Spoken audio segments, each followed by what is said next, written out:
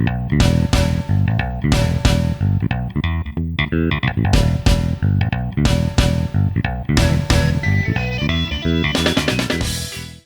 the year of 2003, Call of Duty was released for the PC, but I never got a chance to play it. You see, during that year I was actually 5 years old, so the only games I was playing was things like Enter the Matrix or Ratchet & Clank 2 and even Prince of Persia: The Sands of Time, just to name a few, which, let me remind you, were primarily console games, and even back then, owning a PC capable of playing any type of game was a bit outside of my family's budget for games, and rightly so. Fast forward to today and I have now got a chance to play this game that I unfortunately missed out on, and with that said, let the review begin. Call of Duty was a little bit different from the games that came before it, such as Medal of Honor. In this game it shows the battles and struggles of 3 different characters from 3 different nations. Unlike in Medal of Honor, it's not just about you being a lone wolf stopping an entire army. In Call of Duty, it's about the people who fought in these battles. It's your comrades, your teammates, and with that, the companionships that have formed during those battles. As always, stories up first.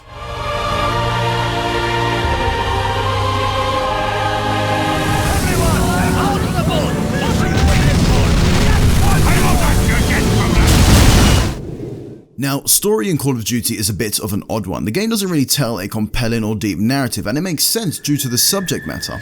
However, what the game does do well is being able to present realistic and very atmospheric situations and set pieces. It's not that the game doesn't really tell a story, because it certainly does through the actions you take and the characters who interact with you and each other.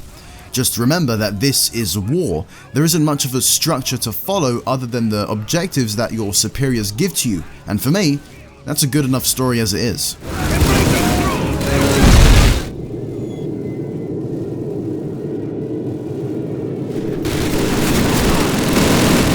Gameplay is up next, and this is of course where Call of Duty shines. As mentioned before, the game takes place through the eyes of 3 different characters, from American to British and of course Russian, and with that the game will take you across a multitude of locations ranging from Saint-Omer in France to Norway, Stalingrad and more. All the locations you play through add up to a total of 24 missions, and in all of these there are various different objectives to complete, so you won't feel short-handed on variety.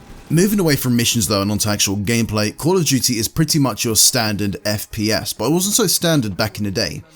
Now you're allowed 2 main weapons, 1 sidearm and grenades. If that doesn't really do it for you, you can of course melee your enemy if you get into a tight situation, and not to forget, you also have a health bar, which may be off-putting for some, but it's actually a feature that I very much welcome, because it doesn't really allow you to hide in the corner to feel better in this game. It's important that you take cover and aim carefully and look around for the health packs, and this is especially true on the harder difficulties, as the enemies will mow you down if you're not careful with your health.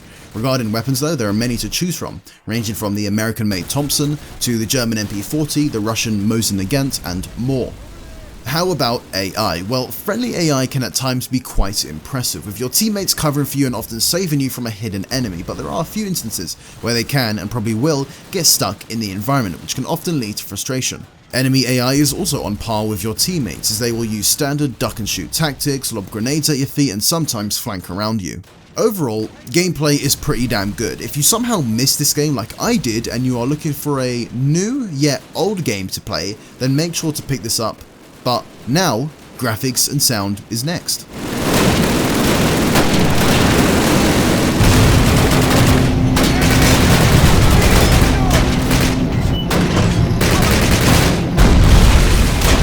I'll be quick with this. Visually, Call of Duty is a pretty good looking game for the year it came out. Weapon models are of high quality, as are characters who you work with and aim to kill.